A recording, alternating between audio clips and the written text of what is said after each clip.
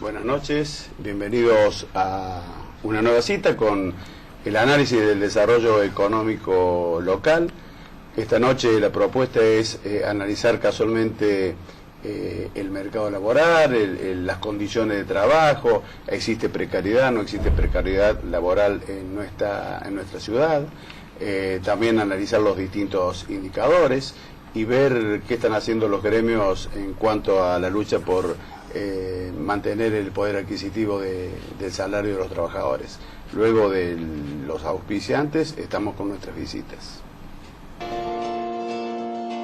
Hola Fabián, bienvenido, buenas noches. ¿Qué tal, Hugo? Muy buenas noches, y como hacías referencia en la presentación del programa, hoy vamos a estar haciendo un análisis con estos invitados que vamos a estar presentando, que tienen que ver con la temática del trabajo y el salario a nivel local.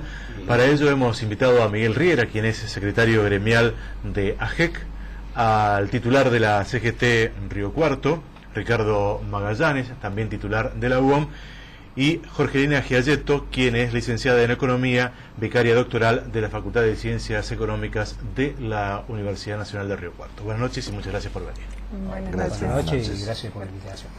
Gracias a ustedes. Y bueno, Ricardo, ¿cómo ven desde la CGT el momento gremial, que digamos hay dificultades por todos lados, ¿no?, en tratar de mantener las condiciones y el poder adquisitivo del salario? Sí, bueno, en realidad es algo que bueno, lamentablemente lo venimos diciendo desde hace mucho tiempo, ¿no? Las condiciones han sido prácticamente lapidarias para los trabajadores. La pérdida, sobre todo la pérdida de poder adquisitivo de los compañeros trabajadores, ha sido muy importante. Nosotros hoy día tenemos que decir que desgraciadamente tenemos trabajadores en actividad que son pobres. Hay muchos compañeros que el sueldo no alcanza a llegar al nivel que tendría que tener para no ser pobres. Entonces esto ha pegado fuertemente en gran parte de los trabajadores, y bueno, y de ahí también todas las manifestaciones y demás que vienen tomando de la CGT y otras organizaciones se están viendo en la calle, no es casual, es a través de la fuerte pérdida del poder adquisitivo y bueno, y las dificultades en cuanto a sostener los puestos de trabajo, ¿no? Nosotros siempre decimos, Río Cuarto es una ciudad sin industrias, que por ahí no ha sido afectado en la misma sintonía con otras ciudades importantes donde los cordones industriales son importantes. No obstante eso, nos lleva a que a la larga empecemos a ver también que esa pérdida de puestos de trabajo por boteo que venimos teniendo se empieza a instalar también en la ciudad, y que sobre todo en esta ciudad, como dijimos, donde la industria no es el fuerte, conseguir un puesto de trabajo estable luego de haberlo perdido como se han dado en estos últimos meses, es prácticamente imposible en la ciudad de Río Cuarto, y eso afecta seriamente la franja laboral, ¿no?, de nuestra ciudad. Hay muchas situaciones que se vienen dando, lo venimos manifestando desde hace mucho tiempo, ¿no? El hecho de no ser una ciudad industrial, es decir, prácticamente la ciudad, la gente con trabajo estable lo da en gran parte el Estado, y en otra parte el agrocomercio, ¿cierto? Una ciudad totalmente agrocomercial, y en lo privado prácticamente el comercio es el que está dando unos puntos más altos de ocupación y no se da en otras actividades, y eso repercute en la posibilidad de conseguir trabajo futuro, ¿no? Jorgelina, además de esto que está diciendo Ricardo respecto a la caída de poder adquisitivo y la estructura productiva que hace a la demanda salarial en el mercado, a la demanda de trabajo en nuestro mercado local, ¿hay signos de precarización en el trabajo en Río Cuarto? No sé si tenés algún conocimiento sobre eso. Sí, en realidad, bueno, en consonancia con lo que manifestaba Ricardo, bueno, la ciudad de Río Cuarto ha sido históricamente, digamos, una ciudad centrada en las actividades comerciales y de servicios, muy vinculadas al sector agropecuario, que es el sector más dinámico de la región, y en eso, digamos, también tiene como característica estructural, si se quiere, una importante presencia de ocupaciones informales, no solamente haciendo referencia a asalariados no registrados, sino también a la estabilidad en las ocupaciones y otro tipo de manifestaciones de informalidad, como trabajadores sin remuneración o asalariados o cuentapropistas con una baja cualificación, que hacen, digamos, son una serie de rasgos que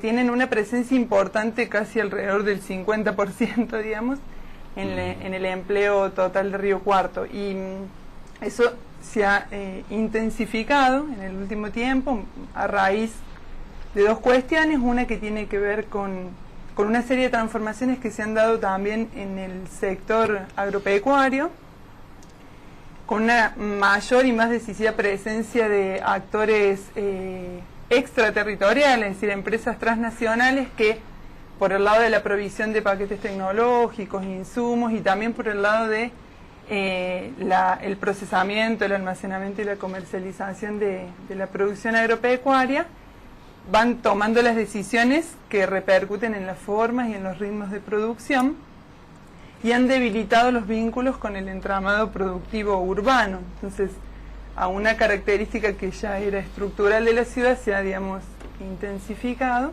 por un lado, y por el otro lado, en el contexto más reciente, bueno, una macroeconomía con dificultades, con recesión, digamos, con caída de la actividad y del empleo en general, digamos, también impacta fuertemente en la ciudad de Río Cuarto, mostrando precisamente aumentos en la tasa de desempleo, algunos picos en la participación de los asalariados no registrados, y que también tiene que ver con marcos regulatorios más laxos de las relaciones laborales que en otros contextos macroeconómicos donde eso ha sido más fuerte y ha tenido en consecuencia mejores resultados en los aspectos cuantitativos y cualitativos del mercado de trabajo. Está bien.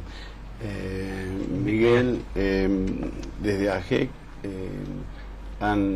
observan esta precarización, esta mayor informalidad. Es una lucha constante que siempre desde el gremio de empleo y comercio, el gremio más numeroso quizás, ¿no es cierto?, sí, en nuestra ciudad. Y bueno, y que han logrado a nivel salarial, creo que han sido uno de los primeros que ya han acordado. Así es. Sí, la verdad que lo nuestro, la mayor presencia de trabajadores está en el comercio. Hoy en Río Cuarto aproximadamente estamos en los 10.000 trabajadores que nosotros tenemos registrados, con una cantidad de socios de 7.500. La informalidad, digamos, lo que decía, justamente estamos trabajando todos los días con el ministerio, estamos trabajando con nuestros inspectores y vemos esa precarización laboral que hoy, porque la achique ya se hizo en su momento. O sea, que las pymes, las pequeñas y medianas empresas que tienen 2, 3, 5, 7 trabajadores, siempre está, digamos, en esa precarización. Digamos, en la precarización estamos trabajando 8 horas y le estamos pagando con un sueldo de mediodía, en media jornada. Entonces, y después tenemos el empleo en negro. De 7 tenés 2 en negro, los 5 tenés 3 registrados jornada completa, y los otros 2, por ejemplo, de media jornada, cuando trabajan todos las 8 horas. Entonces, eso lo vemos a diario, y eso es lo que nos está preocupando a nosotros, de que no todos los empresarios que voy a decir tienen que tener la responsabilidad ante la sociedad, ¿no? De que hoy, ¿por qué lo están haciendo? Si es para achicar las cuentas, pero sabemos que si una empresa tiene que poner 3 trabajadores porque necesita 3, sabe perfectamente bien que un día antes tiene que dar el alta y pagarle como es debido. Entonces también está en la responsabilidad en la sociedad del empresariado. Ahora sí, el costo de oportunidad de desempleado, es decir, si ustedes aprietan al empresario y el empleado se queda sin trabajo, también qué problema. O sea, hay una doble... Es todo un problema porque justamente no hay trabajo.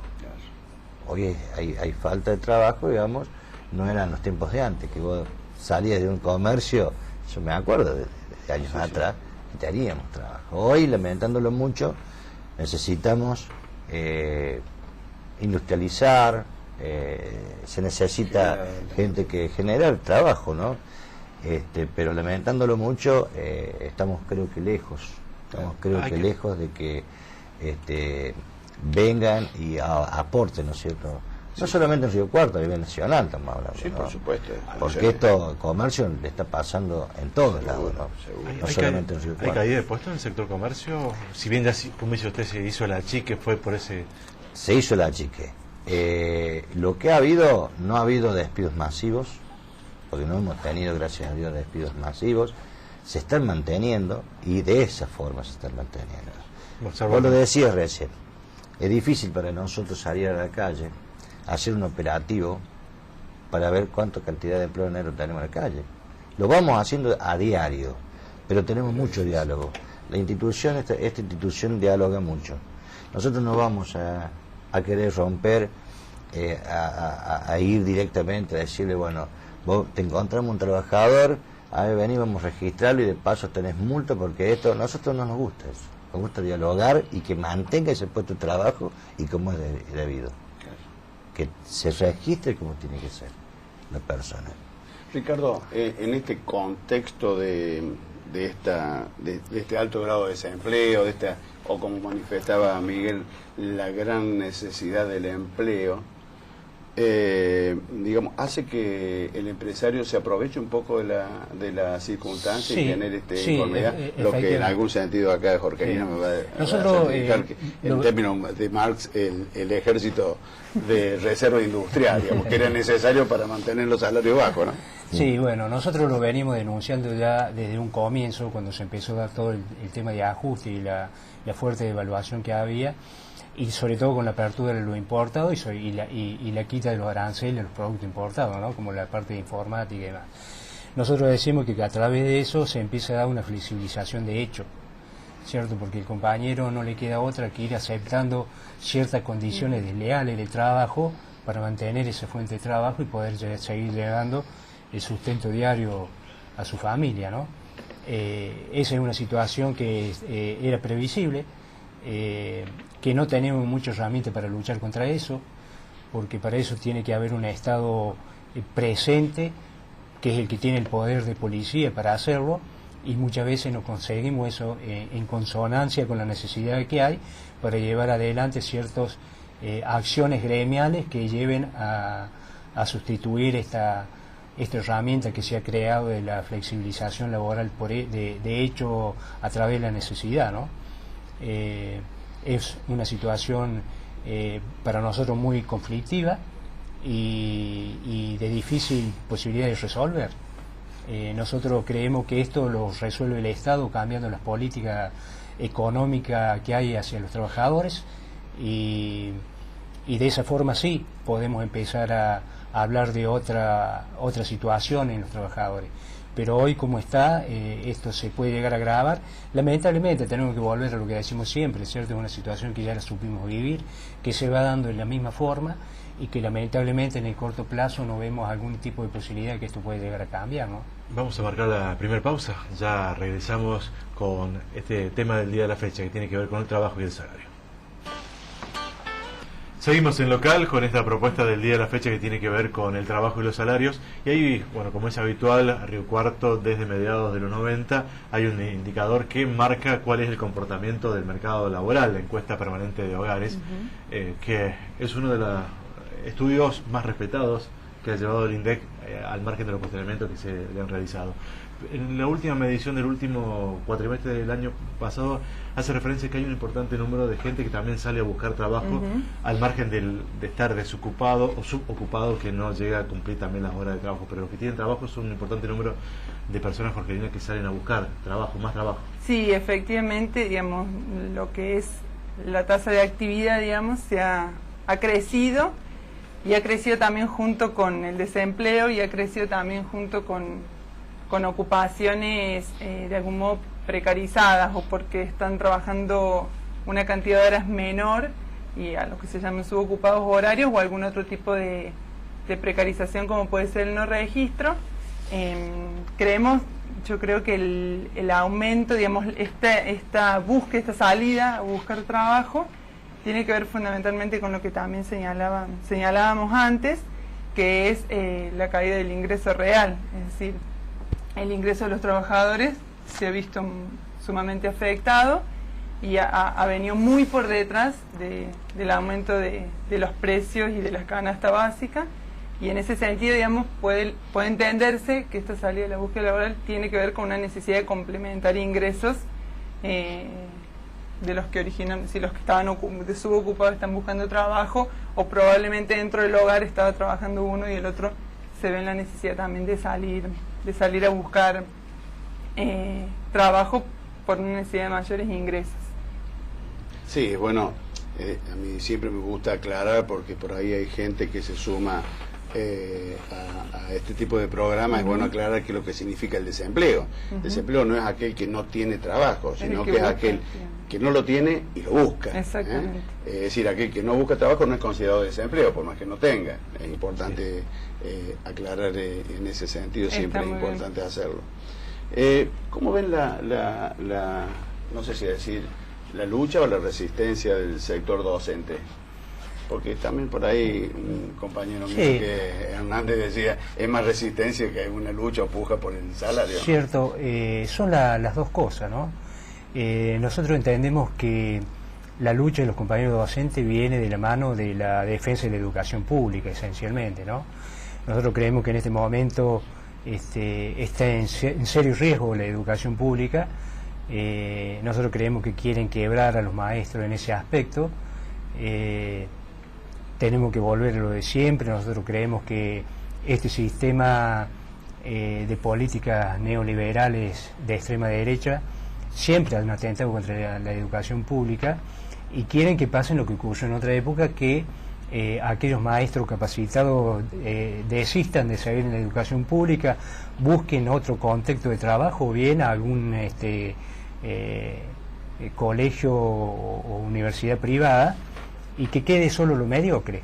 Nosotros creemos que la lucha hoy día de los compañeros maestros está centrada en poder defender la educación pública, que es esencial, y que nosotros creemos que hoy día está totalmente afectada, ¿no?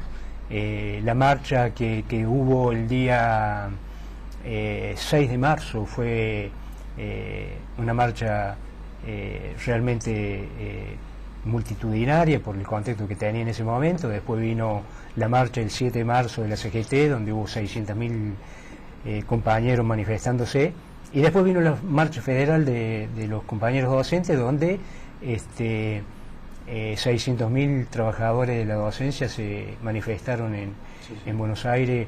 Creo que da un contexto de lo que viene pasando en la educación, y que es una situación muy complicada, sobre todo para aquellos sectores que menos tienen y que necesitan educación pública. Sí, yo por ahí pienso, si es como en una empresa se le echara la culpa al trabajador de cómo sale el producto, ¿no? Cuando el responsable, creo que no solamente, hay muchas más cosas que solamente la mano de obra o el docente, en este caso, como responsable del sistema.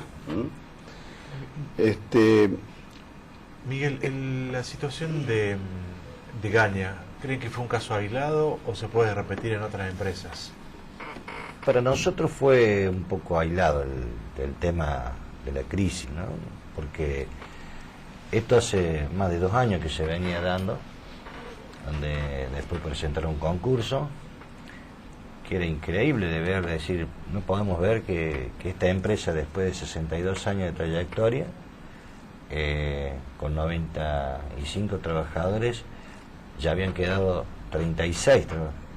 Entonces se fue achicando, pero fue por otro lado, digamos, porque sabemos bien que, yo siempre digo que son empresarios ricos con empresas pobres. Van empobreciendo, van vaciando la empresa, pero sabemos bien el nivel de vida que tienen ellos. Y Río Cuarto es chico y los conocemos todos. Nosotros, esto no es parte de la crisis, lo que ocurrió con Gaña. Esto lo quisieron llevar donde está.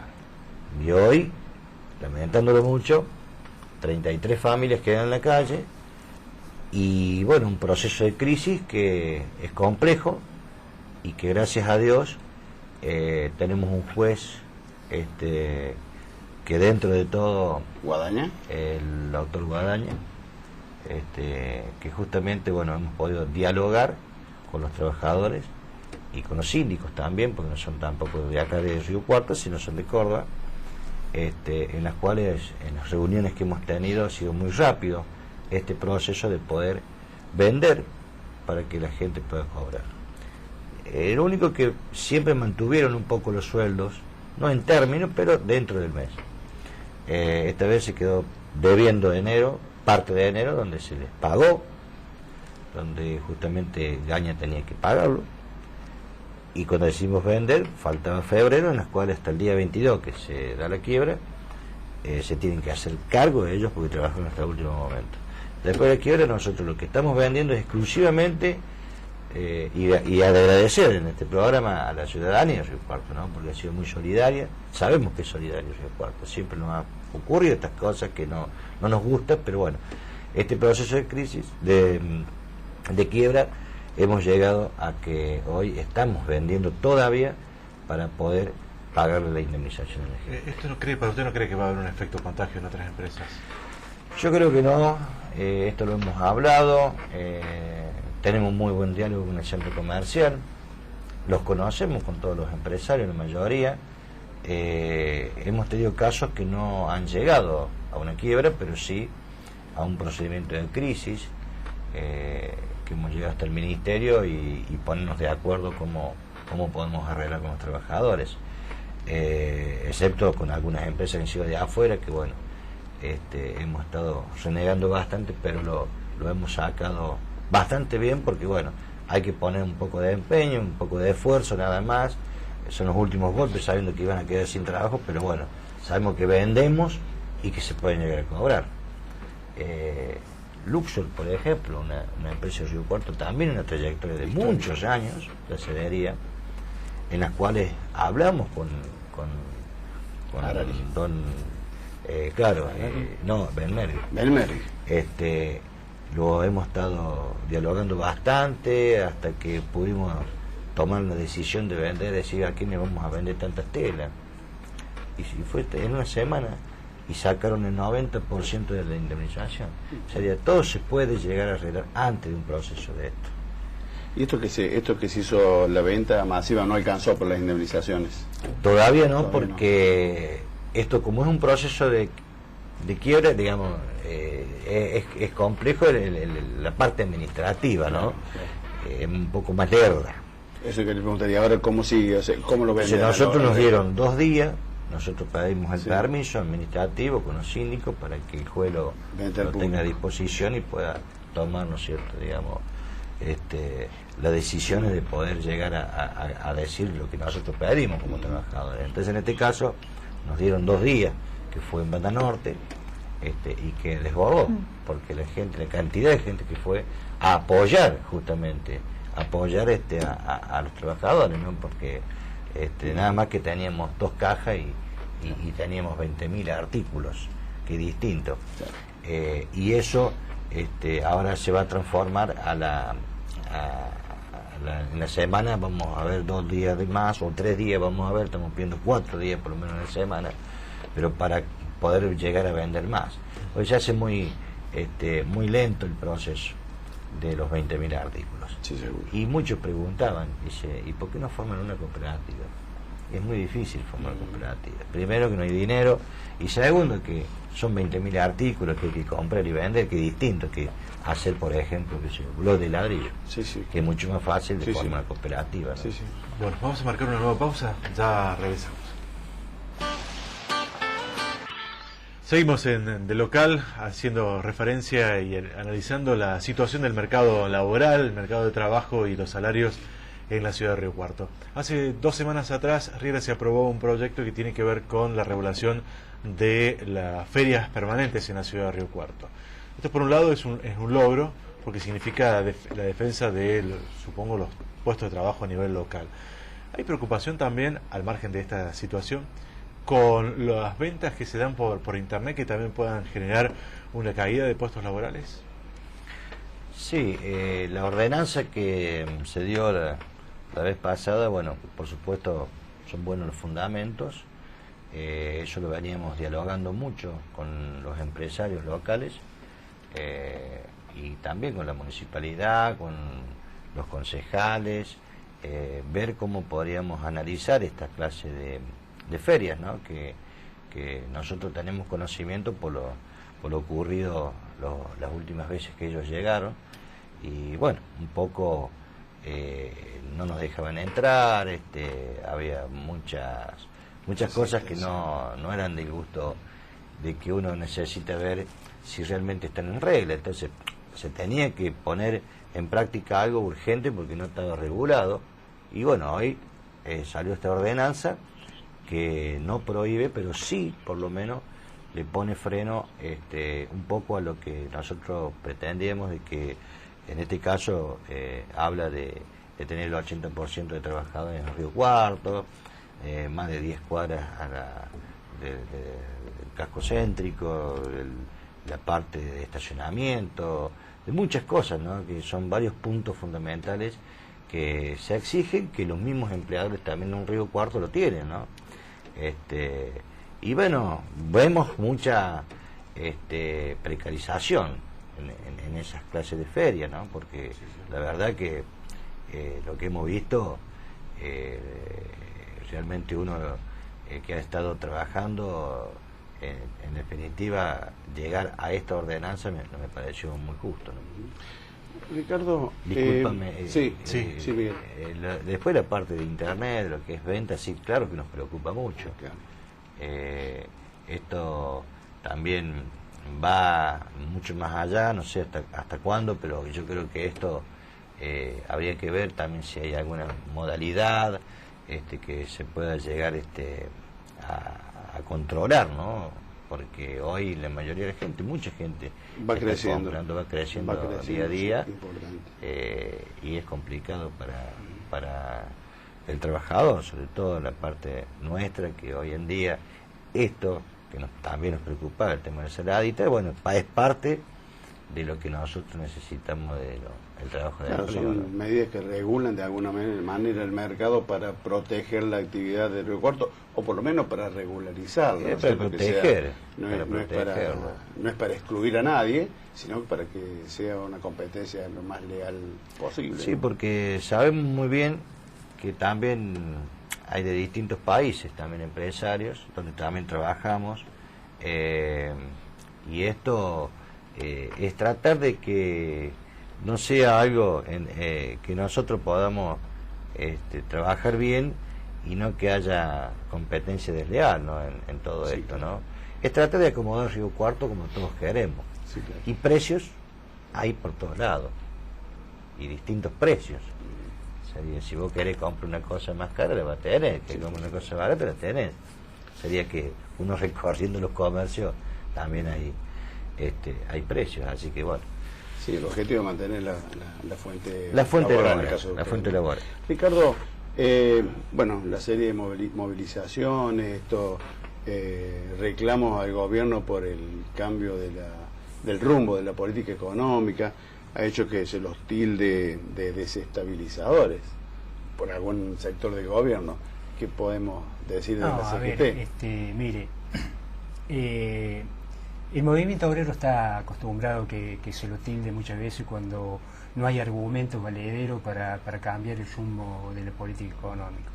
De último, nosotros sabemos que quien debe garantizar la gobernabilidad es el propio Estado, precisamente haciendo políticas que acompañen a toda la sociedad, no solo a un grupo minúsculo como viene ocurriendo, y lógicamente, ¿cierto?, a aquellos que sufrimos las consecuencias de estos embates de estas políticas neoliberales, luego somos tildados, como dice usted, por algunos funcionarios del gobierno, ¿cierto?, de desestabilizar, cuando nosotros sabemos que, mire, hace muy poquitos días estuvimos en otro programa también, con un funcionario a nivel nacional del PRO precisamente, y donde él me preguntaba qué cambió de que asumieron el gobierno al día de la fecha que se produce el paro. ¿Por qué no hubo paro antes? ¿Por qué ahora de golpe hay un paro? que es netamente un paro político, es lo que sostienen ellos. Y precisamente lo que yo le decía es que no cambió absolutamente nada. Es decir, empezaron con un feroz ajuste hacia los trabajadores, con una devaluación que superó el 40%, luego vino una inflación del 42%, una emisión mayor al 30% de lo que venía emitiendo el gobierno anterior, vinieron montones de medidas que hicieron que el único que pague estas consecuencias sean los trabajadores. Y en ese aspecto la CGT fue inteligente, paciente, acompañó la gobernabilidad en cuanto a que un gobierno elegido por la sociedad pueda llegar a buen término, pero todo eso tiene un límite, ¿cierto? Y nosotros creemos que la CGT hizo todo el esfuerzo y todo lo necesario para hacerlo. Nosotros en el mes de diciembre entendimos que ya se había entrado en un contexto ya no de espera sino de transición. Se abrió un poquito alguna esperanza cuando se conformó una mesa de diálogo donde el gobierno con las cámaras, distintas cámaras, los sindicatos, la CGT y también la iglesia lo compartían a la mesa. Se llegó a una serie de acuerdos donde no iba a haber más despidos, donde incluso iba a haber un bono de 2.000 pesos para los trabajadores, y lo encontramos que rápidamente el mes de enero fue uno de los meses que mayor cantidad de despidos hubo de los últimos 10 o 15 años. Entonces evidentemente que quienes no han cumplido precisamente no han sido los trabajadores. Por lo cual eso nosotros estamos acostumbrados, sabemos que nos iban a tildar de desestabilizadores, pero en realidad quien no garantiza la gobernabilidad es el propio gobierno, ya que lleva políticas que solo beneficia a un minúsculo cantidad de la sociedad, ¿no? Jorge, ¿no se generan empleo de calidad en la ciudad de Río Cuarto? Creo que ustedes pueden percibir del análisis que realiza. Sí, digamos, hay contextos en los que sí, digamos, es difícil generalizar. Lo que sí nosotros sostenemos es que el mercado de trabajo de Río Cuarto es relativo a otros aglomerados, por ejemplo, de la provincia, e incluso relativo a lo que sucede a nivel nacional. Es un mercado de trabajo más deteriorado estructuralmente por estas características que mencionaba antes, que tienen que ver con quizás poca presencia de algunas actividades que generan mejores cantidades y calidades de trabajo, como puede ser la actividad manufacturera u otro tipo de actividades, y al mismo tiempo por este debilitamiento de los vínculos con el sector agropecuario.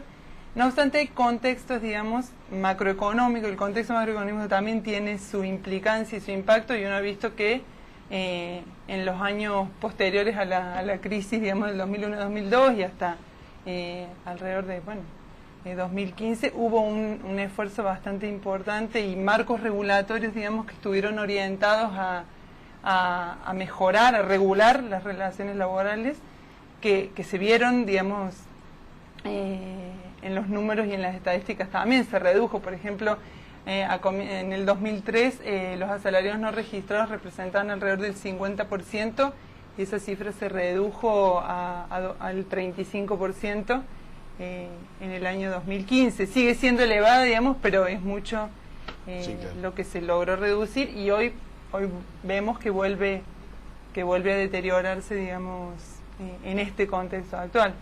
Bien, se nos ha agotado el tiempo. Muchas gracias por venir. Se van a llevar un presente, gentileza del programa, de Supermercado Sanz. Muchas gracias por venir. Se van a llevar un Malbec, en este caso, de Sanz. Bueno, gracias. Gracias por la presencia. Gracias. Nosotros vamos a marcar la pausa, ya regresamos, la última. Buenas noches, ¿cómo estás? Buenas noches. Bienvenido a un nuevo ciclo, el Muchas octavo gracias. año consecutivo que estamos con De Local, y también un par de periodos en el cual venimos disfrutando de tu presencia para que nos comentes sobre aspectos tributarios. En este caso vamos a retomar los temas que venimos hablando, porque para mucho que cortar la tela del blanqueo. O sea, ahí vamos a analizar si aquellos que tienen el usufructo de una propiedad pueden ser parte del blanqueo, sí, exactamente. Bueno, en el verano del 2017 ha habido distintas opiniones del blanqueo, ha ido en crecimiento, pero bueno, pareciera ser que distintas personas físicas y jurídicas han decidido blanquear ahora último momento, porque el 31 de marzo culmina el plazo de exteriorización para el título 1 y título 2, que es blanqueo y moratoria respectivamente. Una de las consultas más frecuentes es si pueden blanquear aquellos sujetos que poseen derechos reales. Y obviamente que sí, el derecho real de dominio no es ni más ni menos que ser titular de un inmueble, lo cual siempre se previó que los titulares de inmuebles de bienes no declarados pueden exteriorizarse en el título 1. La pregunta se refiere a otro tipo de derechos reales como el usufructo. No sé si resulta conocido o no, pero hemos recibido distintas consultas de aquellos padres que donan a sus hijos en vida la nuda propiedad del inmueble y se reservan para sí el derecho de usufructo, una figura contemplada desde hace muchísimo tiempo en el Código Civil de la República Argentina. ¿Quién debe blanquear? ¿El que tiene la nuda propiedad o el que tiene el usufructo? En definitiva, podría blanquear cualquiera de las dos partes. En realidad, basándonos en el artículo 46, que es aquel que expone los beneficios de quien exteriorice, siguiendo un concepto de trazabilidad del dinero y teniendo en cuenta la magnitud del blanqueo de la propiedad, debería exteriorizarlo a aquel que en realidad dispuso de los fondos supuestamente marginales en distintos momentos de tiempo para adquirir el inmueble. Ahora bien, si lo blanquea el usufructuario, que está previsto en el artículo 41 de la normativa, tranquilamente lo puede exteriorizar él, pero a abril del 2017 deberá tener para sí no solo el usufructo, sino la nuda propiedad. ¿Y qué sucedería con los otros derechos reales, como son, por ejemplo, el anticresis o la servidumbre de paso en un campo, por ejemplo? Lo puede blanquear cualquier titular de ese derecho real al valor, al costo de incorporación al patrimonio por la tasa del 15% en este segundo tramo. Estas son las últimas novedades, Hugo, que tenemos de blanqueo y seguirán surgiendo a medida que nos acerquemos al 31 de marzo.